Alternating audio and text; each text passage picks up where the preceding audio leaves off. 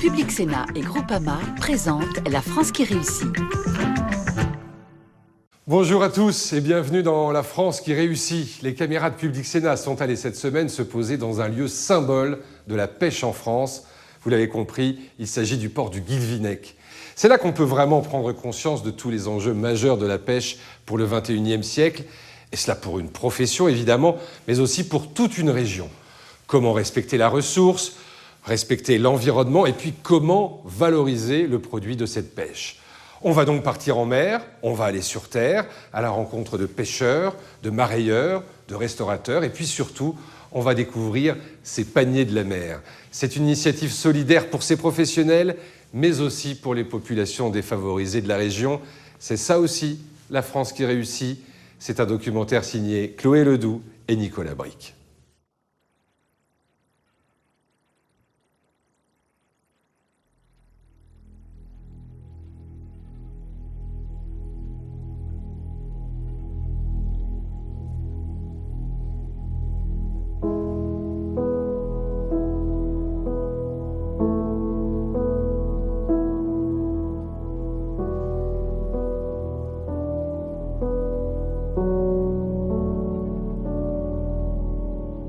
Il est 6 heures et le Guilvinec semble encore totalement endormi. Le port du Guilvinec se situe sur la côte sud du Finistère, en pays bigoudin, l'un des berceaux de la pêche française.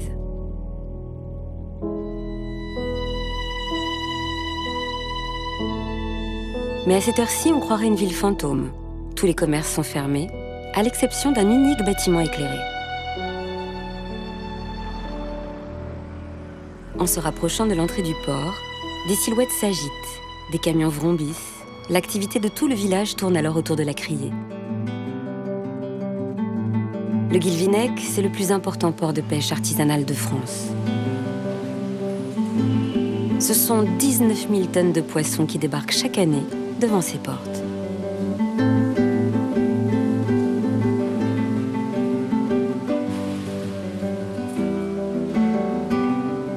Sous les néons, les acheteurs ont les yeux fixés sur le grand panneau central.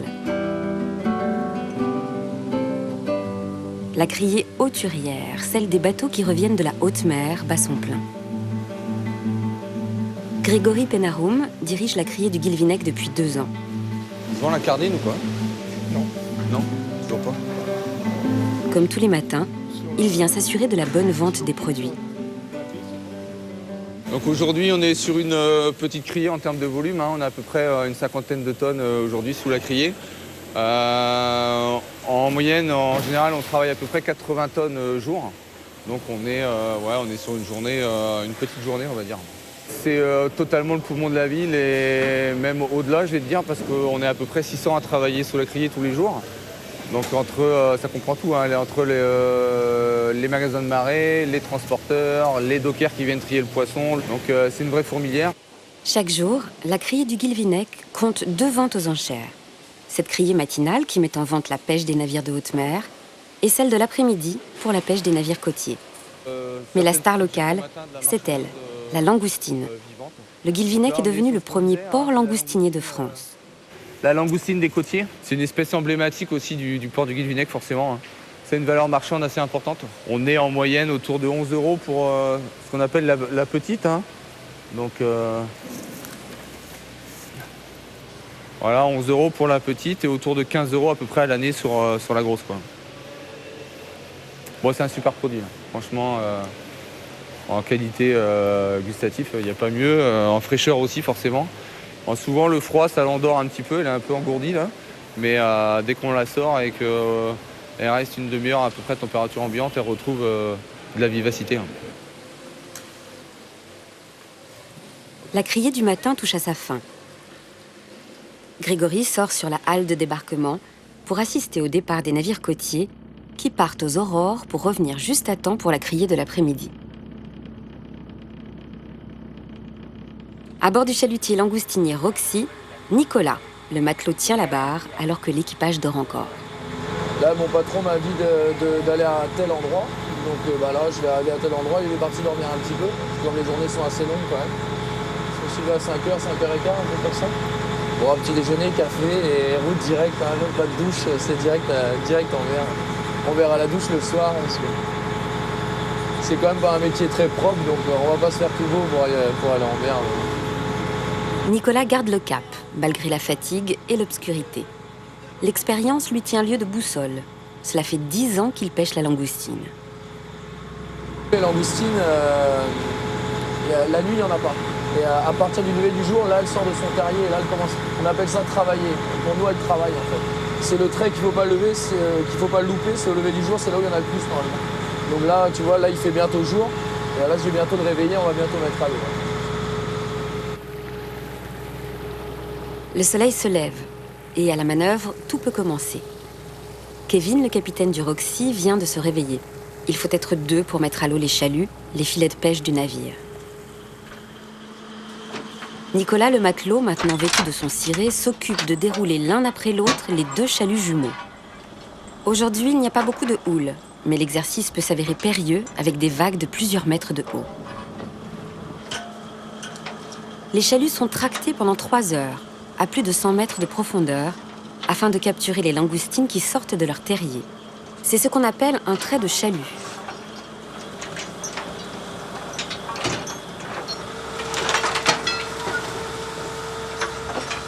Nicolas a fini son quart et part se coucher, tandis que Kevin prend la relève à la barre.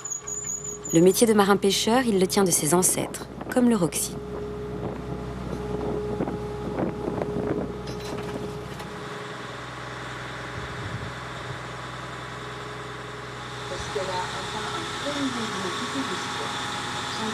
Ouais, le bateau, ça appartenait à mon grand-père avant. Après, c'est mon père qui l'a pris. Moi, ça fait depuis début de l'année que j'ai acheté le bateau. C'est un peu transmission familiale, quoi. On est déjà la 3e génération sur le même bateau. Et mon frère est marin-pêcheur aussi. Donc voilà, on est famille de marins, de père en fils, voilà. Quand on est petit, on vient voir le bateau, le papa qui rentre de mer avec les langoustines, c'est vachement prenant. Et du coup, il n'y a pas trop de questions à se poser, quoi. Tu veux faire quoi plus tard? Comme papa, marin-pêcheur. Voilà, je me suis pas trop posé la question. Ouais. Mais Kevin n'a pas seulement hérité d'une tradition. Avec ce métier, il a aussi dû prendre en charge, comme tous les pêcheurs européens, la responsabilité d'une situation inquiétante.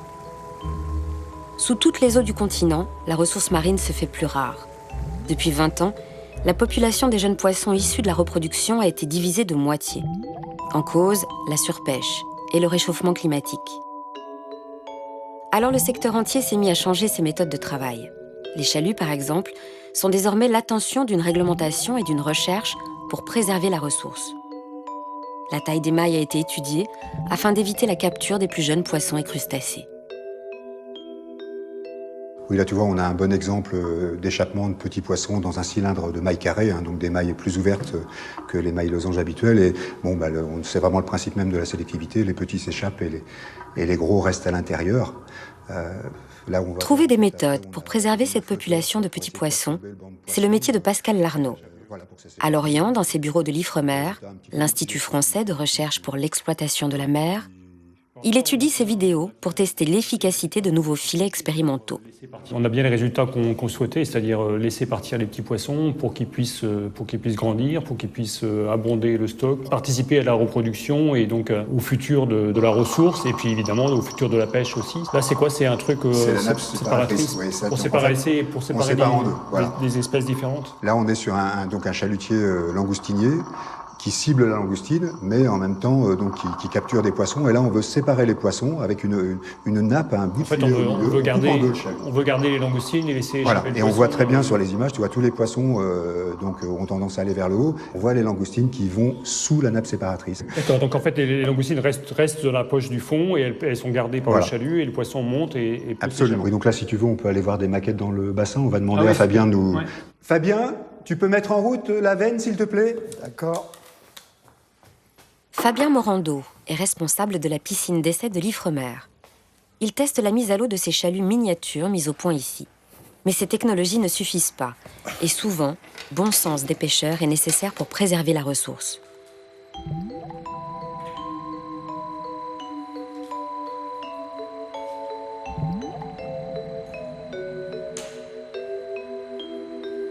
Là, on a vraiment les chaluts jumeaux que tu connais, hein, typique dans le golfe de Gascogne pour la pêcherie de langoustinière. Hein, et là, vraiment, donc, on a les dispositifs actuels, réglementaires, et bon, qui permettent de laisser échapper de 25 à 30% des petits individus sous la taille réglementaire qui rentrent dans le chalut.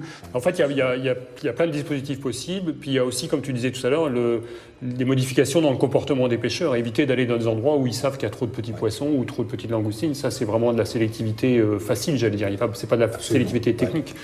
Si tu veux, on a rassemblé sur une petite maquette, on va dire, un peu l'ensemble des dispositifs testés dans le golfe de Gascogne. On peut aller voir ça, si tu veux. D'accord, avec plaisir. Okay. Grâce à ces essais, l'Ifremer a pu développer des dispositifs sélectifs variés. Une boîte à outils pour les pêcheurs responsables de la richesse offerte par le milieu marin. Alors montre-nous ça. Montrer dans ce sens-là. Un ensemble de dispositifs, en fait. Hein. Sur cette maquette, Fabien a placé 5 dispositifs différents, adaptés à chaque taille, chaque espèce et chaque problématique. Si on fait basculer la maquette, on voit qu'on a un panneau à maille carrée pour la langoustine aussi. Et après, Parmi tous les dispositifs, le développement d'une maille de filet carré, la maille T90, a constitué une grande avancée. Le sens de la maille, quand elle est au travail, sur un chalut, elle est dans ce sens-là. Vraiment comme ça, c'est... Voilà. Et quand tu veux monter une maille en T90, il suffit de la tourner, comme ça. Voilà. Et donc là, elle est en T90. Et là, on leur montre bien, comme ça, tu as bien la forme avec le chapeau de gendarme là, qui épouse vraiment la section d'un poisson, quoi. Et voilà, qui est efficace. L'intérêt, c'est que sur Ce procédé est devenu obligatoire sur les bateaux de pêche français. Toujours dans nos dispositifs sélectifs, c'est toujours un compromis entre ce qu'on veut laisser échapper et ce qu'on veut garder. La poche demain, pour un chalut demain, ça serait effectivement de garder au fond de la poche tout ce qui nous intéresse et laisser échapper tout ce qui ne nous intéresse pas. Cette sélectivité, au cœur des travaux de Pascal, constitue l'une des clés de la pêche raisonnée. Les pêcheurs ne remontent que ce dont ils ont besoin et la ressource n'est pas gaspillée. Les entrepôts maritimes de Kéreman, à Lorient, sont l'un des 2 sites de France où sont fabriqués les chaluts. Pascal a rendez-vous avec Guillaume pour venir voir, grandeur nature, le fruit de ses recherches. Bonjour Pascal, ça va? Salut Guillaume. Ouais. Ça va? Tu vas bien? Ouais. Oui, je viens faire un petit peu le point sur le chalut à... Oui, justement, il y a Thomas qui est à l'atelier. Ouais. Ah bah super, on va aller voir ça. D'accord. Ouais, justement, on est en train de travailler sur un chalut cascadeur à 2 faces. Aux dimensions, on est à 32 mètres de corde d'eau là, et puis à peu près 28 mètres de bourrelet.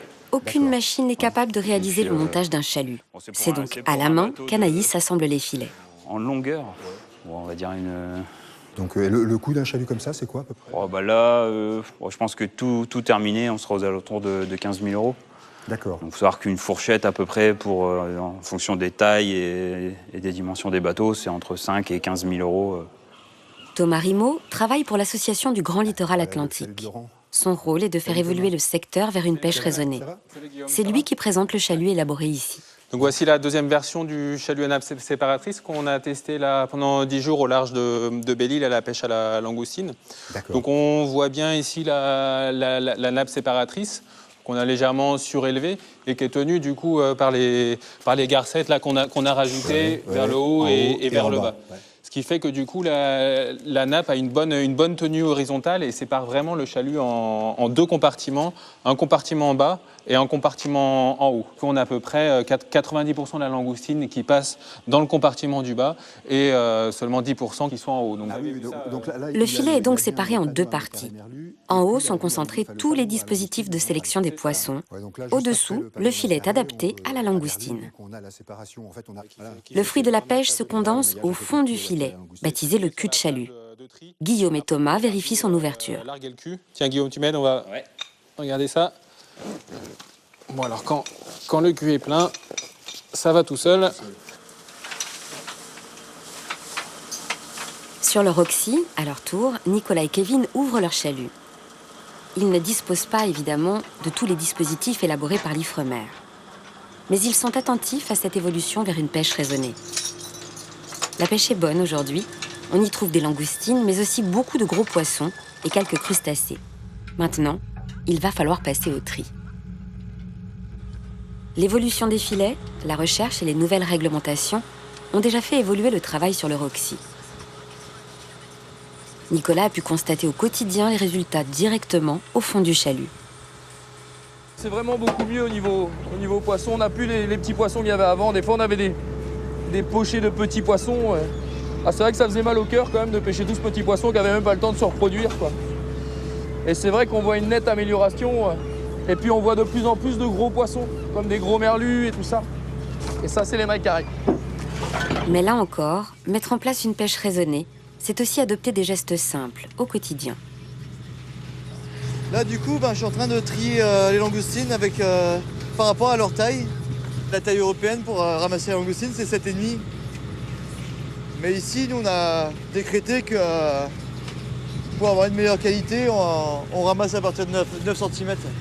Du coup, après, on a la grosse qui fait plus de 12 cm.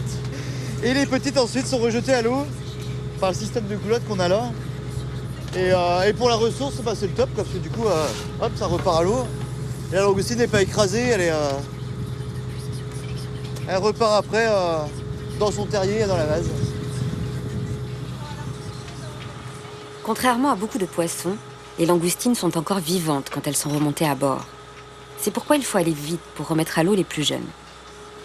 Leur taux de survie est estimé à 1 chance sur 2.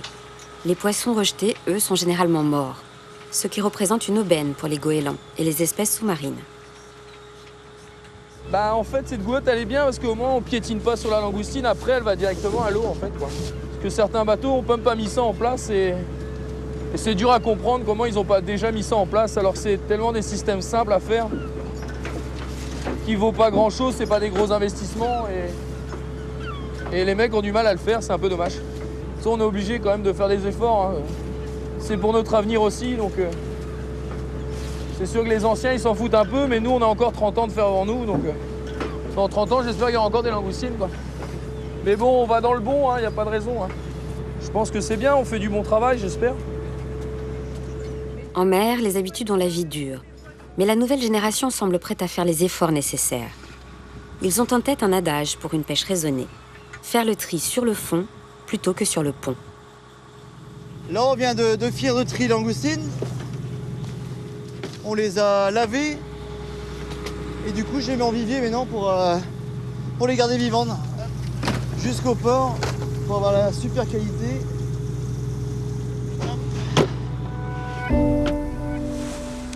L'équipage met le chalut à la mer une dernière fois, tandis qu'il prend la direction du port. Il est temps de rentrer pour ne pas rater la criée de l'après-midi. En chemin, le Roxy est escorté par un banc de marsouins qui vient jouer dans le sillage du navire. Pour Nicolas, ce sont ces moments passés avec la nature qui justifient son choix d'être marin-pêcheur. À terre, une foule attend impatiemment le retour des navires côtiers.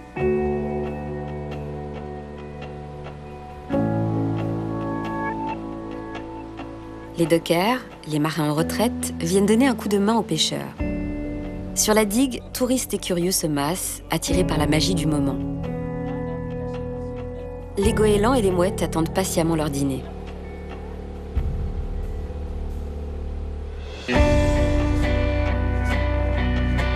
Au même instant, comme s'ils s'étaient donné rendez-vous, les bateaux transpercent la brume.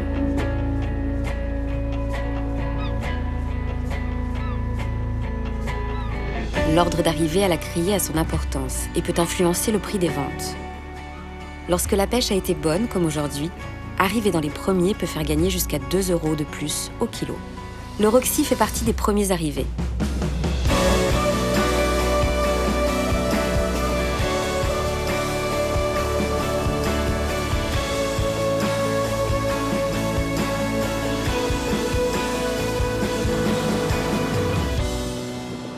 Trois dockers attendent Kevin et Nicolas pour leur donner un coup de main.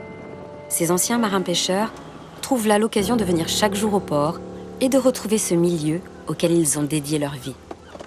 En échange de leur aide, ils reçoivent une partie de la pêche du jour, la godaille, qui leur permet de mettre des langoustines dans les épinards.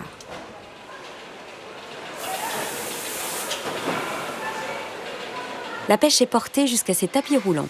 Elle est pesée et étiquetée avec le nom des navires. Tout va très vite. En 5 minutes à peine, elle est présentée à la vente.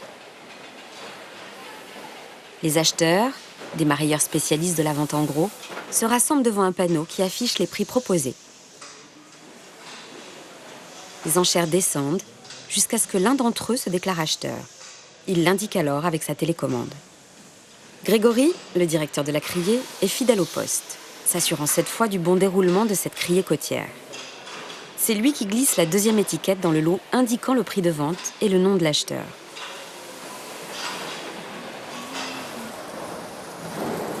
De son côté, Rachel n'est pas venue acheter du poisson. Elle travaille ici comme guide touristique. Alors évidemment, je peux pas ne pas vous montrer, hein. La demoiselle, la langoustine, c'est un peu la star ici au Guilvinec. Hein. 71 cm, la plus grande qu'on ait pêchée.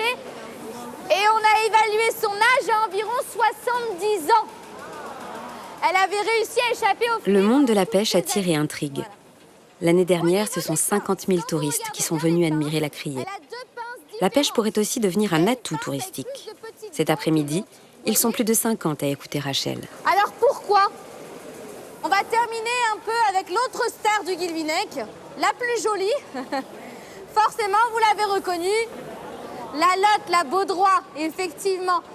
Alors, comme elle n'est pas très jolie, c'est vrai qu'en poissonnerie, hein, on lui coupe la tête. Et on perd donc la moitié du poisson. Et qu'est-ce qu'on va faire avec cette jolie tête? Vous voyez ces jolies lèvres-là? On va fabriquer les produits cosmétiques. Rouge à lèvres, maquillage. On fabrique également les tableaux de bord des voitures. C'est plus résistant. Ce que Rachel ne dit pas, c'est que les pêcheurs surnomment la lotte les Parisiens, en raison de leur grosse tête et de leur petite queue.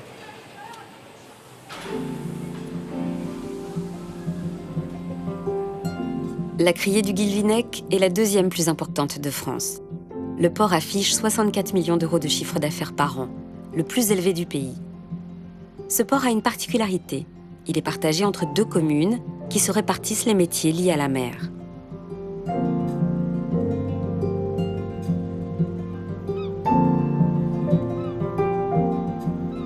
Sur sa rive gauche, la commune de Tréfiagat, où se trouvent les différentes activités liées à l'entretien, la réparation et à l'équipement des navires.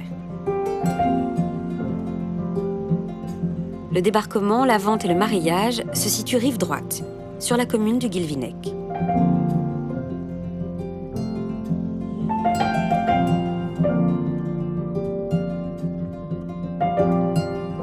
Le destin du Guilvinec a depuis toujours été lié à celui de la pêche. Selon la coutume, un emploi en mer génère 5 emplois sur terre.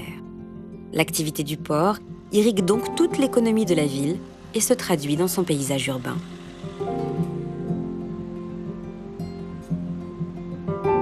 Les enseignes des entreprises liées à l'entretien des navires, celles des ateliers de transformation et de mareyage, ou encore celles des transporteurs qui acheminent le poisson dans toute la France, dessinent le paysage. Après la période faste du milieu du XXe siècle, la pêche a connu des périodes de crise successives et la population du Guilvinec a commencé à décroître.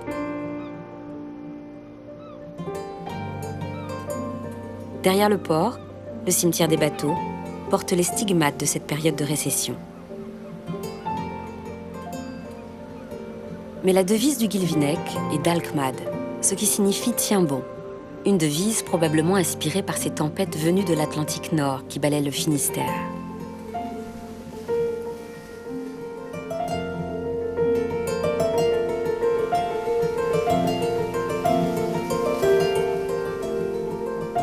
La commune a tenu bon et se tourne désormais vers l'avenir. La préservation des ressources, mais aussi la valorisation des produits de la pêche. La vente est maintenant finie. Les chariots s'affairent en tous sens pour acheminer le poisson aux acheteurs ou vers les ateliers de mareyage. Là, les poissons sont nettoyés, triés, éviscérés, étêtés, filetés, pelés.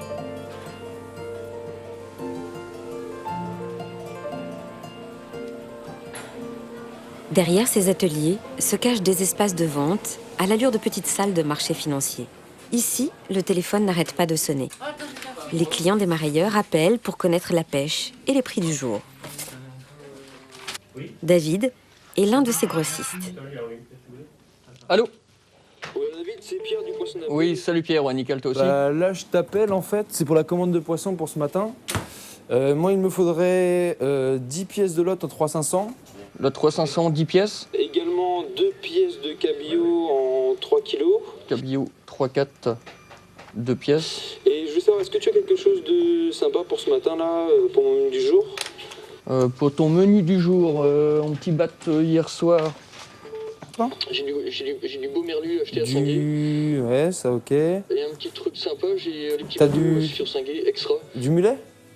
Ah, le mulet, ça peut être sympa, ouais. Ça vaut pas très cher ce matin. Bah, tu mettras 6 pièces. 6 pièces? Ouais, 6 pièces du mulet, et puis bah, je passe du coup dans 20 minutes, là, pour prendre le poisson. Ok, c'est bon. Bah, je te remercie, à tout de suite, David. Ok, salut Pierre. Pierre de Parsco, 31 ans, a racheté avec sa femme il y a 5 ans le restaurant Le Poisson d'Avril, situé juste derrière la criée. La vue imprenable sur l'entrée du port et la qualité de la carte ont fait sa réputation. De l'avis général, c'est la meilleure table du coin. Alors, comme tous les jours, il va voir David, son marailleur, pour récupérer son poisson. Bonjour.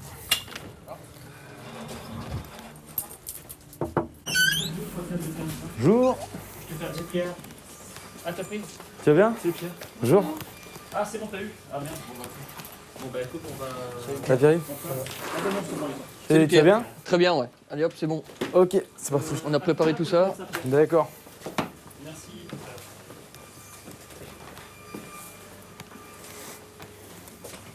T'as un petit peu de place, toi?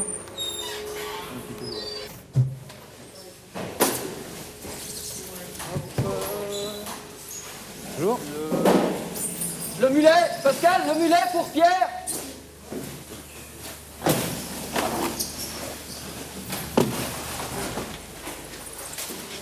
Sur le produit. Parfait, nickel. 13 kilos.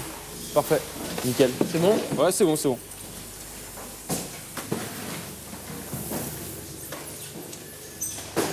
Aujourd'hui, Pierre mettra donc du mulet à la carte.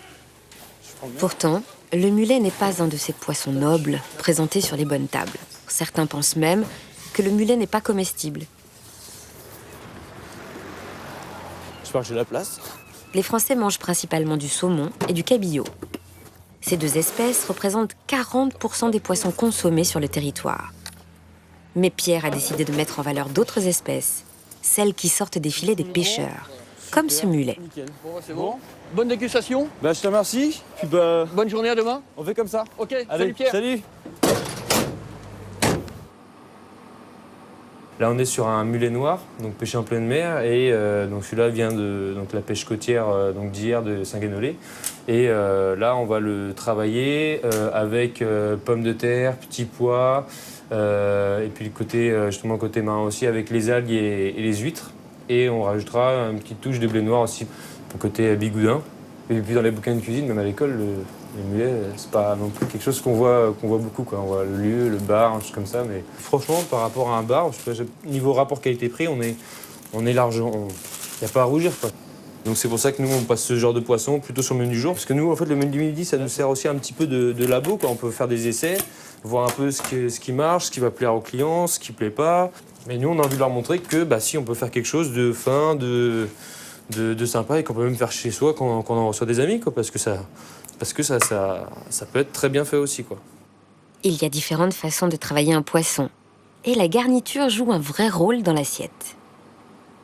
Déjà, on va l'aimer, le poisson, parce qu'on va le voir bien présenté dans l'assiette. C'est-à-dire que si je mets un Saint-Pierre avec une grosse bouillasse dessus, est-ce que les gens vont le trouver bon à la fin de la dégustation? Je sais pas. Si je mets mon mulet avec bien présenté une belle garniture, déjà peut-être que si je mets les deux assiettes côte à côte, la personne sera plus tentée par le mulet, alors qu'en face il y a le Saint-Pierre. On est ici pour le dressage de l'assiette ou je le dresse ici? Et donc là, du coup, on va passer sur la cuisson du poisson. Donc là, une poêle bien chaude. Voilà, donc là on voit que la peau se rétracte beaucoup moins que si on ne l'avait pas strié d'abord. Pour être sûr, on peut vérifier en dessous. Là, on commence à être pas mal. Donc on va éteindre le feu. On a poêle dessus et on attend. Voilà, manger du poisson aujourd'hui, ça coûte un peu de sous, quoi. Alors que ce type de poisson-là coûte vraiment pas cher, moins cher qu'un steak haché, quoi. Donc autant prendre un bon poisson frais comme ça. Le poisson ne peut pas tricher. Au pire, ce sera surgelé. Mais on peut pas tricher, on peut pas rajouter des trucs dedans, quoi. Sinon ça s'appelle du poisson pané. Voilà. Nous, en tant que restaurateur, après, c'est à nous de rassurer les gens sur ce type de poissons. Si on les offre pas aux clients, si on les montre pas, qu'on les vend pas, ils vont pas les connaître. En les mettant en avant, en plus, comme c'est pas cher, on a aussi, nous, notre rôle à jouer, tester, regarder sur un menu du midi. Vous allez voir, c'est à nous aussi de bien le vendre. Hein. Vous allez voir, c'est sympa. Si je le fais, si je considère que c'est bon, si je considère que c'est bon, je vais le vendre à mes clients. Donc voilà, comment on a préparé notre plat, donc le mulet avec la petite pomme de terre aux algues, à l'huître, petit pois, petit pesto, petit pot wasabi, avec des petites panisses de blé noir. Donc voilà, personnellement, ça me tente bien. En donnant leur lettre de noblesse à des poissons qui n'ont pas bonne réputation et qui ne sont pas chers, les restaurateurs ont un rôle à jouer. En mettant du mulet, du taco ou du maquereau à sa carte, Pierre veut montrer à ses clients qu'on peut manger autre chose que du bar, de la lotte ou de la sole. Après l'amélioration de la sélectivité, c'est une autre manière de lutter contre le gaspillage des ressources.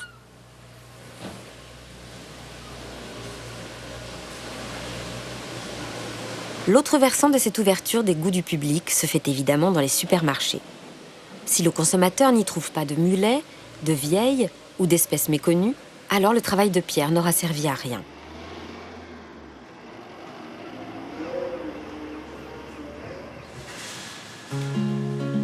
Il est 7 h du matin. Le centre Leclerc de Concarneau est encore fermé au grand public. Pourtant, l'activité bat déjà son plein.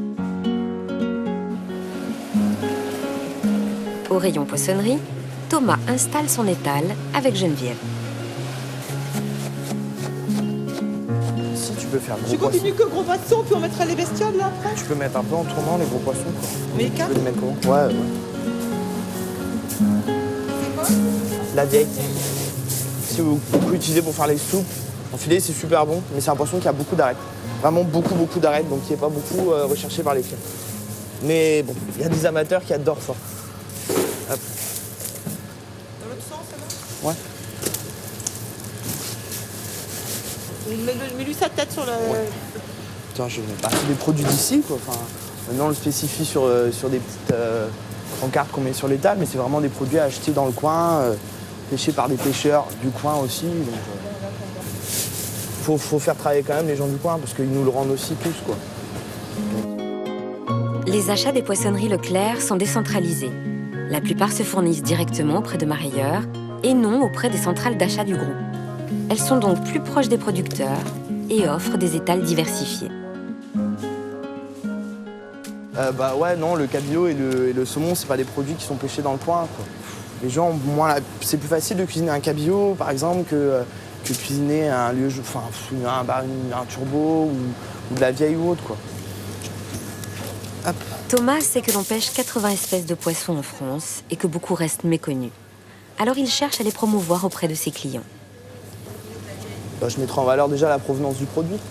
La provenance du produit, la façon de le cuisiner, les conseils recettes qu'on peut donner aux clients. Toutes ces choses-là, quoi, qui sont importantes et que le client a besoin de savoir, quoi. Puis le prix aussi, mettre des produits comme de la vieille, si elle n'est pas très chère, la mettre en valeur, peut-être la travailler, la mettre en filet ou la préparer pour que le client du coup ait moins de travail à faire et du coup il n'y ait plus quasiment qu'à la cuisiner, quoi. Sur ces étiquettes, la marque Pavillon France, créée en 2012, tente justement de valoriser la diversité des produits de la pêche française. Ici, la majorité des produits proposés sont estampillés Pavillon France. À 9 h, l'étal est fin prêt et les portes du magasin ouvrent au grand public. Très vite, la poissonnerie est prise d'assaut. Madame, bonjour. 10 grosses langoustines. Ok. Alors là, c'est en entier ou en moitié? Je sens que vous avez déjà une moitié là, sur la queue, c'est pas mal. Voilà, madame. Allez, au revoir, bonne journée. Bonjour, monsieur. Filet de merlan, c'est juste là. On est en promo, en affaire du jour en plus dessus. Voilà, je vous remercie. Merci. Voilà, ça vaut le coup. De nombreux poissons, présents en abondance dans les criées françaises comme le merlan, la julienne, le merlu ou le maquereau, sortent des habitudes alimentaires des consommateurs, alors qu'ils étaient des produits de grande consommation il y a quelques décennies. Allez, bonne journée, au revoir. Monsieur, bonjour. J'aurais du poisson pour 4 personnes. Ouais. Mais je sais pas trop quoi prendre. Alors, qu'est-ce que vous voulez? Poisson sans arrêt? On a du poisson, poisson de la criée de Concarneau. Bah là, comme j'ai vendu à la dame, le lieu, c'est pas mal. Vous demandez ça en entier. Oui. Vous mettez entier au four. Je peux vous couper la tête, la queue, sur un lit d'oignon. C'est super bien. Après, sinon, vous avez des petits merluchons. Simple à faire, mais le goût reste très bon. Vous les faites poêler. Oh, peut-être un peu compliqué, non? Ah, les merluchons, non. Non. Les merluchons, honnêtement, non. Je vous coupe la tête, je vous coupe la queue. J'ai jamais essayé. Ah ouais, non, ça, c'est juste poêlé. Bon, ok, bon, on y va. Combien je vous en mets, du coup? 4 personnes? Je coupe la tête et la queue, du coup? Et je vous prépare, quoi. Prêt à manger. Tête, donc, ok. Oh non, parfait. Voilà, tout simplement. Merci de vos conseils. Allez, au revoir, monsieur. Au revoir. Bonne journée. Bonjour, madame. Ce n'est pas seulement au rayon poissonnerie que la grande distribution joue son rôle de vitrine des producteurs locaux. Dans les rayonnages, elle met en avant les conserves et les plats cuisinés. D'ailleurs, la consommation de ces produits transformés issus de la pêche augmente très rapidement. Rien qu'en Bretagne, 85 entreprises de transformation emploient aujourd'hui plus de 5000 personnes, plus encore que les 4800 marins. À quelques ronds-points de là, la conserverie Gonidec, installée sur la commune de Concarneau depuis 1959, est l'une des dernières conserveries traditionnelles de la région. Sardines, thons et maquereaux sont produits ici de manière artisanale. Aujourd'hui, les salariés travaillent à l'étripage de sardines. Alors ce poisson, on va le saumurer pour qu'il prenne un peu de corps et un peu de fermeté. Une fois qu'il est saumuré, il est mis en caisse, il est distribué sur la ligne d'étripage. Et ensuite, les filles le prennent en charge. Là, actuellement, on est à peu près 25. Quand on va commencer la saison de sardines, c'est-à-dire recevoir du poisson frais, qui sera pêché sur Concarneau principalement, on va monter l'effectif à plus de 30, 35, de façon à pouvoir traiter le maximum de poissons frais. Ce personnel, c'est le savoir-faire de l'entreprise. On s'attache à l'histoire, on s'attache aux produits, au savoir-faire et puis au rendu de ce qu'on va donner, puisqu'il y a une certaine l'image que l'on va donner à nos clients, c'est ce qu'on aura fait, c'est notre travail. C'est pas ce qu'aura fait une machine. C'est aussi de faire fructifier l'emploi local dans la pêche, parce que Concarneau a été quand même relativement sinistré au niveau des chalutiers. Donc effectivement, c'est tout un tissu et une chaîne qui se met en place, quoi, en fait, du fond jusqu'au client, quoi. Après avoir été lavées, les sardines sont frites et égouttées pendant 24 heures. Il n'y a pas de gaspillage. Donc là, ce sont têtes et boyaux qu'on aura retiré du corps de la sardine. Et ce produit-là, il sera traité aussi par une entreprise de Concarneau qui va aussi servir à faire du pet food, quoi. Le pet food, l'alimentation pour animaux. Ici, tout est valorisé dans l'économie locale. Le poisson est aussi utilisé à son maximum. Une fois l'étripage des sardines terminé, la phase d'emboîtage commence. Aujourd'hui, ce sont des maquereaux avec de l'huile et une sauce au basilic qui sont mis en boîte. Et là encore, tout est fait à la main.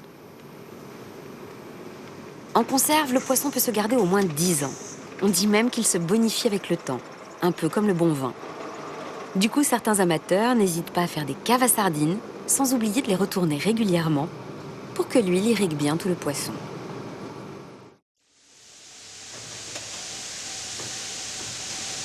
À la criée du Guilvinec, malgré toutes les initiatives pour promouvoir la diversité de la pêche, il reste souvent une petite quantité de poissons invendus.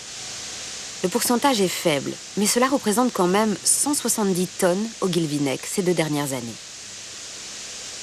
Marion Fige travaille pour l'organisation de producteurs, les Pêcheurs de Bretagne. Après la vente du matin, elle vient faire un point sur ces poissons qui n'ont pas trouvé preneur. Pour assurer un revenu minimum aux marins pêcheurs, l'organisation rachète ses invendus à un prix fixé à l'avance. Elle en destine la moitié à l'aide alimentaire. Bonjour Marion. Bonjour Philippe. Ça va? Oui et toi? Ouais, très bien. Donc on a un petit peu de produits aujourd'hui pour nous? Oui, alors on a du merlan, des raies, très bien. Du chanchard, d'accord. des grondins aussi. D'accord. Voilà. Donc, super, il y a à peu près combien en volume? Je pense qu'aujourd'hui on va pouvoir te destiner entre 500 et 700 kilos. Ouais, très bien, très bien. Ça nous permet de travailler aujourd'hui correctement, il n'y a pas de souci. C'est bon, tout se passe bien aux ateliers très bien, en ce moment? Oui, il y a beaucoup de produits, donc Là, avec ce que tu nous proposes en diversification, ça va nous permettre de combler un petit peu la cardine. On a eu beaucoup de cardines en début de semaine, beaucoup de merlus aussi, donc ça va leur permettre de travailler sur d'autres poissons, donc c'est très bien ça. Très bien. Impeccable. Philippe est coordinateur national de l'association Les Paniers de la Mer. Il vient acheter ses poissons à un prix dérisoire. On va attendre le camion, puis on va charger dès qu'il arrive.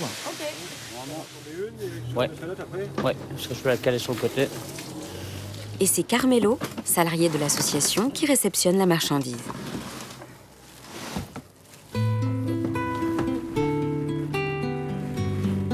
L'association Les Paniers de la Mer résout de nombreux problèmes sur le territoire.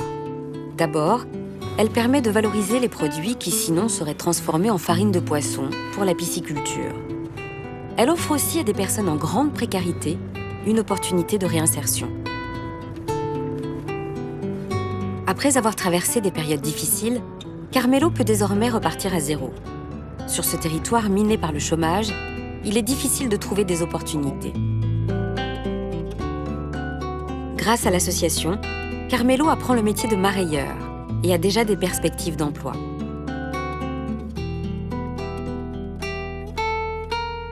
Et puis, le poisson récupéré par Carmelo va être distribué dans des réseaux d'aide, comme le Secours populaire ou les banques alimentaires. Les Paniers de la Mer distribuent en premier lieu aux habitants de cette zone dans laquelle le taux de pauvreté est 40% plus élevé que la moyenne nationale. Carmelo arrive à l'atelier de l'association. Et c'est Arnaud, marailleur professionnel, qui encadre le chantier d'insertion. Ah non, c'est des poissons qui sont commercialisables. C'est parce que l'Espagne est fermée pour la semaine sainte à Pâques. Donc personne ne veut... Enfin, voilà. Comme ils ne veulent pas du poisson, bah, ils restent ici sur le quai. Donc nous, on le récupère. Ça va, bouge pas, bouge pas. Fais gaffe, il y a un trou.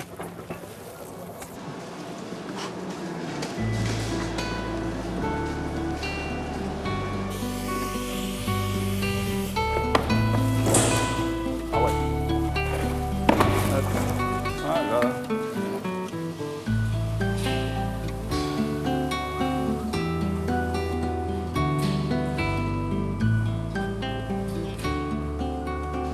Bon, en fait, là, comme là, on a du grondin. On les met en filet. Bah, surtout faire attention, c'est de bien vider la poche ventrale pour pas qu'il y ait de déchets dans les filets. Il faut l'enlever et enlever la petite poche qui est ici. Voilà, et le filet est parfait. Je travaille dans l'agroalimentaire, mais jamais dans le poisson. Poissonnier, on m'aurait dit ça il y a 10 ans, aujourd'hui c'est pas possible. C'est impossible pour moi, c'est pas possible ça. Mais là maintenant, c'est un métier que j'ai découvert et puis je me suis dit bon, on va essayer.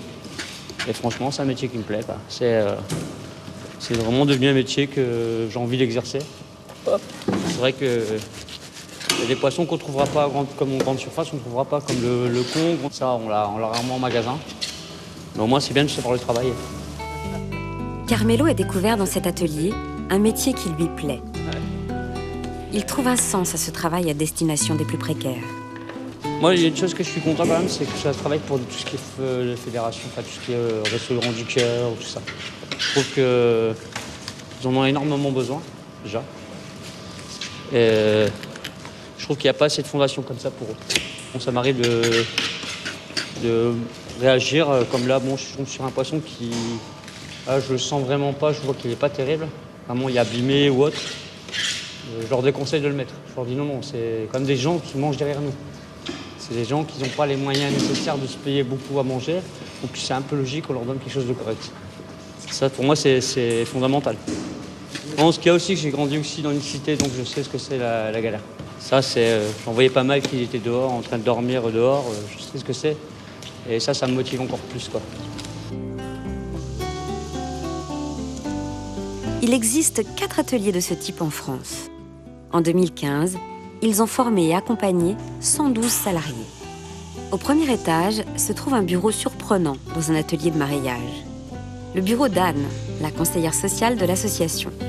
En plus de sa formation, Carmelo bénéficie d'un accompagnement personnalisé. Bonjour. Bonjour Carmelo, ça va bien? Très bien, vous? Ça va, merci. Bon, alors, on va faire un petit débriefing sur les démarches. que vous avez effectuées depuis votre arrivée.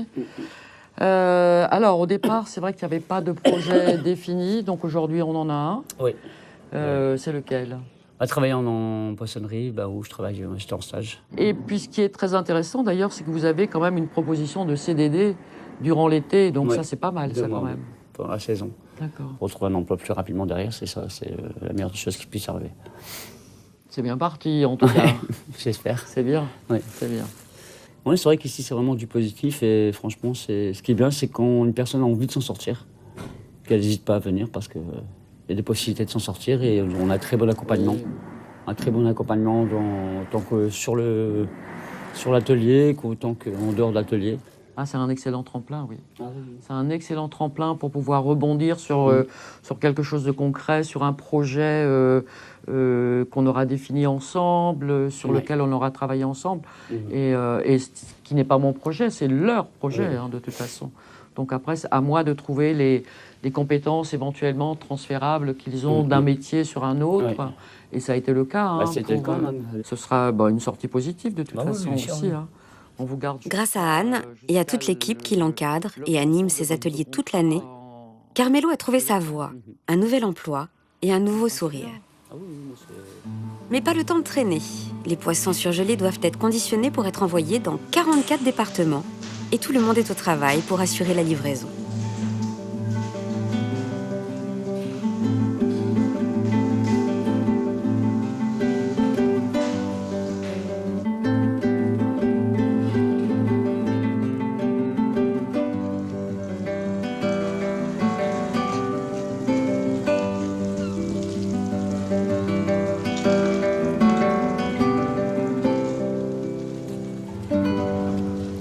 On a 4 palettes qui vont partir sur Paris. Ça couvre le Secours Populaire, la Croix-Rouge, Andes, les Restos du Cœur. Et puis on est bien répartis sur l'ensemble du territoire. Bonjour. Vous cherchez... Oui. Bonjour, Philippe Oran, Fédération des Pays de la Mer. Ah, bonjour. Alors attendez, elle est... Ah bah Edith est là aussi. On te cherchait partout, Edith. Ah bon? Edith Angebeau est une figure des paniers de la mer. Elle a participé à la création de l'association en 1997. Le panier de la mer, la fédération existe depuis 2004, mais avant 2004, je crois que c'était des structures autonomes. Ah oui, c'était une structure tout à fait autonome qu'on a créée en 1997, après un an de discussion. Et à ce moment-là, on ne servait que le Finistère. Edith a de quoi être fière. L'association qui distribuait le département est devenue une fédération nationale. Et ce sont 1 million de portions de 150 grammes qui ont été distribuées l'année dernière.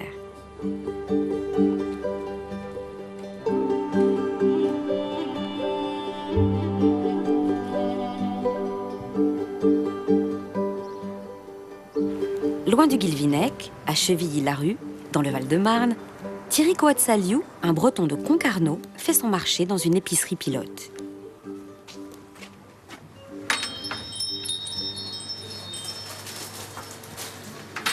Comme 50 autres familles, Thierry a été orienté par les services sociaux vers cette épicerie solidaire.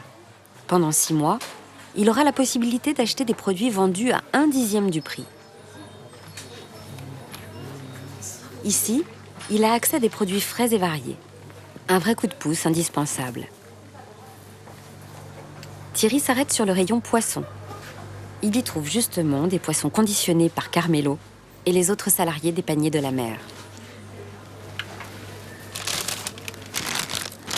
À la caisse, Thierry profite aussi du lieu d'échange offert par l'épicerie.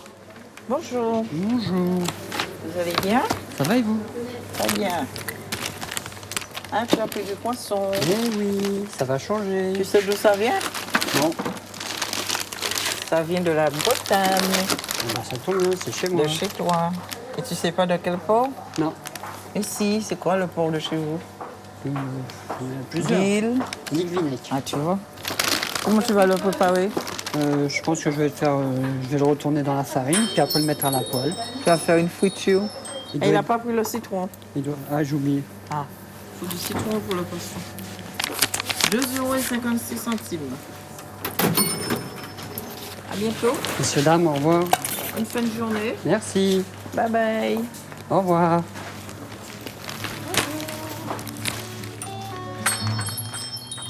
À 600 km de là, dans le port du Guilvinec, la journée de pêche se termine.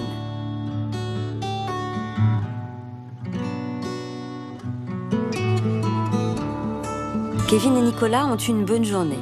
Ils ont vendu 150 kg de langoustines et remporté plus de 1 600 €. Le Roxy part retrouver sa place au port de Tréfiagat.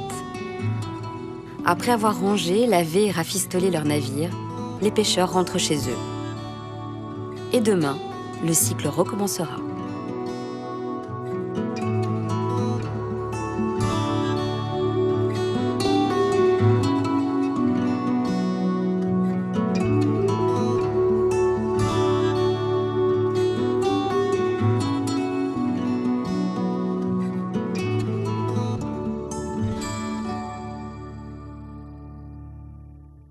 Alors après ce documentaire tourné au Guilvinec, on se retrouve ici à Paris au Sénat avec le sénateur Michel Canévet. Bonjour. Bonjour. Un sénateur UDI du Finistère. Arrêtons-nous sur ces paniers de la mer. Je crois que c'est une initiative solidaire que vous connaissez bien. Vous l'avez soutenue, vous l'avez accompagnée ? Oui, je l'ai accompagné dès le départ parce qu'il semblait intéressant à la fois de faire en sorte que les excédents de poissons qui étaient ramenés sur les ports ne soient pas jetés aux déchets, mais soient réutilisés à des fins d'alimentation humaine. Et puis d'autre part, il paraissait important aussi de pouvoir former des personnes qui étaient démunies d'emploi vers les métiers du mareyage. Et alors, on arrive à des niveaux assez importants. 1800 tonnes de poissons ont été ainsi redistribués depuis 2011. En plus, c'est du gaspillage en moins. Voilà, effectivement, il paraissait totalement anormal que les bateaux ramènent des poissons, que ceux-ci ne soient pas tous vendus sous la criée. Et donc, par cette initiative solidaire, ça permet notamment d'alimenter les banques alimentaires et de faire en sorte que des personnes qui n'ont pas forcément beaucoup de ressources puissent quand même manger du poisson frais. Mais qu'est-ce qui est le plus important à vos yeux ? C'est l'aide alimentaire ou c'est aussi l'insertion ? Alors, il y a la lutte contre le gaspillage d'abord. Oui. D'abord, je ne conçois pas que l'on pêche des poissons et que ceux-ci ne soient pas consommés. Ça, c'est le premier point. Un deuxième point qui est bien sûr celui de la valorisation de l'économie locale. Il est important que ceux qui sont sans emploi dans notre territoire puissent en trouver. Et il n'était pas logique non plus que les entreprises du mareyage aient des problèmes de main-d'œuvre qualifiée, puisque ce sont quand même des métiers qui demandent une certaine qualification. Et ça permettait, enfin cette expérience permet de former des gens pendant un temps assez long au métier du mareyage et ensuite de les insérer dans les entreprises locales. Et ce qui permet d'avoir des paquets, des paniers de la mer que l'on retrouve dans des associations comme les Restos du Cœur, l'aide alimentaire en général. Ça peut encore prendre de l'ampleur ? Alors ça a pris de l'ampleur puisque l'initiative est née dans le Finistère, voilà presque 2 décennies. D'ailleurs, c'était un conserveur local de ma commune à la retraite qui avait pris l'initiative de monter ce projet. Et puis, il a essaimé sur différents points du littoral français depuis lors. Et donc, il y a aujourd'hui 5 ou 6 antennes du panier de la mer à travers sur le territoire métropolitain. Et le siège de la Fédération nationale est d'ailleurs sur la commune que j'ai l'honneur d'administrer. Alors, vous nous disiez à l'instant, Michel Canévet, que finalement, vous n'acceptez pas que l'on jette du poisson. Mais est-ce qu'il ne faut pas aussi arriver à modifier les habitudes alimentaires des Français ? Parce qu'on voit bien sur les marchés, les Français achètent du saumon, les Français achètent de la lotte. Et puis peut-être 1 ou 2 autres poissons, mais il y a énormément d'espèces de poissons qui ne trouvent pas preneur. Oui, alors c'est paradoxal, effectivement. Le poisson le plus consommé en France, c'est le saumon. Or, on ne produit quasiment aucun saumon, sinon les quelques-uns que l'on pêche dans la rivière chez nous. Les autres produits, ils ne sont pas forcément toujours consommés, effectivement, parce que d'abord, les gens ne les connaissent pas, et ceux qui ne connaissent pas les produits ont tendance à ne pas les acheter. D'abord parce que le poisson demande à savoir être travaillé, demande à savoir être cuisiné. Donc soit on a la capacité d'apporter des produits déjà élaborés, soit il faut initier et former les gens à la manière dont on prépare et consomme le poisson. Et donc sur les ports bigoudins, c'est vrai qu'on travaille sur des produits ultra frais Et c'est toujours très compliqué avec des produits ultra frais s'il n'y a pas de marché pour cela, de définir leur destination. Et c'est pour cela que la congélation par l'utilisation par le panier de la mer est quelque chose qui est utile. Alors, on a aussi vu dans ce documentaire comment certains professionnels s'emploient à respecter l'environnement, à respecter la ressource, par exemple, avec cette affaire des mailles de filet pour les langoustines. Mais est-ce que globalement, l'envers du tableau n'est pas un peu plus inquiétant? Parce que il y a de moins en moins de bateaux et il y a de moins en moins de pêcheurs aujourd'hui. Alors effectivement, d'abord la pêche est une activité qui est extrêmement contingentée, c'est-à-dire que les totaux autorisés de capture, ce que l'on peut pêcher est cadré et défini par année par espèce de poisson. Ça, c'est une bonne chose. Oui, c'est une bonne chose, effectivement, à l'échelle européenne, pour permettre de préserver la masse halieutique, c'est-à-dire le stock de poissons dans la mer, éviter qu'il y ait trop de prises une certaine année. Et donc tout ça, c'est régulé en fonction des observations scientifiques qui sont faites. Pour ce qui concerne les pêcheurs localement, effectivement, leur nombre a tendance à diminuer, d'abord parce qu'il y a eu très peu de renouvellement de navires, parce qu'un navire, ça coûte très cher, ça coûte plus d'1 million d'euros. Et on ne trouve pas beaucoup d'entrepreneurs qui aujourd'hui peuvent investir de telles sommes, et les banques sont assez frileuses. Et puis, l'un des facteurs limitants que l'on a observé, c'est quand même le nombre de pêcheurs. Il n'y a pas aujourd'hui suffisamment de jeunes qui s'installent dans le métier pour remplacer tous ceux qui partent à la retraite. Mais pourquoi ? Tout simplement parce que le métier est difficile. Il est attractif au sens où on aime bien voir les bateaux aller et revenir au port, mais la vie en mer est parfois difficile. Elle est d'autant plus difficile pour les bateaux hauturiers qui, eux, partent pour des périodes de 4 à 12 jours, grosso modo. Et il est difficile de concilier une vie de famille avec tout cela. Et donc, tout ceci fait que beaucoup ont tendance à ne pas s'orienter vers les métiers de la mer. Le métier est difficile, mais c'est un métier rémunérateur. Donc on peut bien gagner sa vie. C'est difficile, mais on gagne bien sa vie en étant marin-pêcheur. On observe quand même qu'il y a tous les éléments pour que les marins gagnent très bien leur vie. Un coût du pétrole qui n'est pas très cher, une production qui est assez bonne et des cours qui sont aussi à des niveaux qui permettent d'être bien rémunérés. Donc c'est un métier où on gagne sa vie. Et c'est bien de faire passer le message. D'ailleurs, c'est quand même, j'imagine, important, voire vital pour la région, parce qu'on dit souvent qu'un emploi en mer, c'est 3 emplois sur terre. Je dirais même que c'est 1 emploi en mer, c'est 5 emplois à terre. Ouais. Les études qui ont été menées montrent cela. Des emplois à terre dans le commerce, dans toutes les activités liées à la réparation navale ou la construction navale, dans les services, les transports par exemple, dans les services comptables, dans le commerce aussi. On sait que dans les régions excentrées comme les régions littorales, c'est un vrai facteur de développement. Et s'il n'y avait pas cela, je crois que ces régions n'offriraient pas beaucoup d'emplois et verraient la population certainement se réduire. Certes, en période estivale, il y a beaucoup de monde, mais pour nous, ce qui est important, c'est que l'hiver aussi, ces régions littorales vivent. Et elles vivent parce qu'il y a cette activité halieutique qui est importante. Avec des initiatives telles que celles que l'on vient de voir dans ce documentaire, comme le panier de la mer. Merci beaucoup, Michel Canévet, d'avoir participé à cette émission. Et évidemment, on se retrouve très rapidement dans La France qui réussit sur Public Sénat. À très bientôt.